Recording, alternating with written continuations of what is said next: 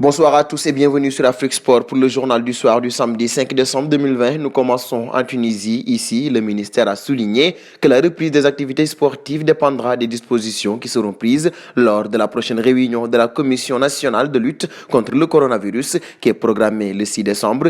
La Fédération tunisienne de football, rappelle-t-on, avait annoncé au cours de cette semaine le programme de la première journée de la nouvelle saison de Ligue 1. La Fédération a dans un premier temps programmé 2 matchs ce samedi 5 décembre avant de les repousser à dimanche. Pour l'instant, la fédération n'a pas encore réagi au communiqué du ministère des Sports qui signifie clairement qu'il n'y aura pas de championnat ce week-end et que la première journée de Ligue 1 sera pour une nouvelle fois reportée. Et nous passons en Côte d'Ivoire, sélectionné à une seule reprise avec l'équipe de France. Théophile Bakayoko reste éligible avec le pays de ses parents, la Côte d'Ivoire, alors que le milieu de terrain de Naples a clairement fermé la porte aux éléphants en 2019. Son frère agent Abdoulaye s'est montré moins catégorique sur le plateau de la 3. Est-ce qu'il a envie ou pas de jouer avec les éléphants? Je ne sais pas si c'est comme cela qu'il faudrait formuler la question. Ce qui est sûr, c'est que la décision ne revient qu'à lui. Évidemment qu'on en discute. Je vis constamment ici parlant de la Côte d'Ivoire, a souligné les représentants avant de demander aux supporters ivoiriens de faire preuve de compréhension. Et nous filons auprès d'Edouard Mendy, arrivé cet été à Chelsea en provenance du stade rennais pour 24 millions d'euros.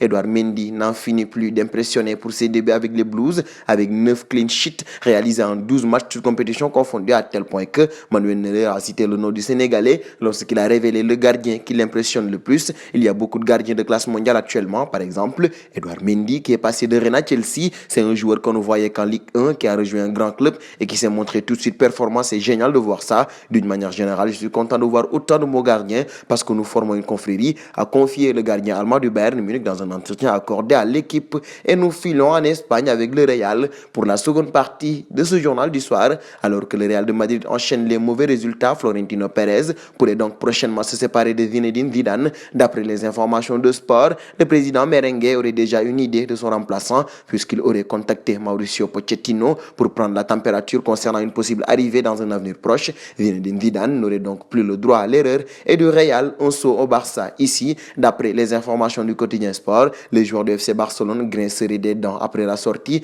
de Carles Tusquets. Alors que chacun tente de garder son calme en ces temps difficiles, on aurait le sentiment en interne que le président du comité directeur du Barça aurait mis le feu aux poudres avec des propos qu'on qualifie comme irresponsables et imprudents au sein du club. Le vestiaire serait ainsi en colère, de quoi justifier la sortie de Ronald Koeman en conférence de presse, le néerlandais ne cachant pas son incompréhension vis-à-vis de ses paroles maladroites. Une révélation pour clore ce journal du soir.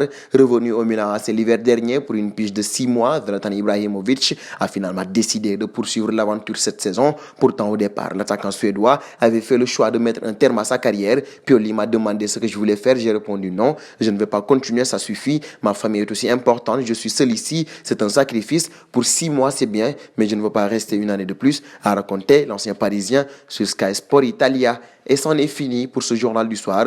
Nous vous donnons rendez-vous demain, mais avant de clore ce numéro, nous terminons avec la question du jour. Pensez-vous que Zlatan Ibrahimovic va encore jouer au plus haut niveau durant 2 saisons? Vos réponses seront attendues en commentaire.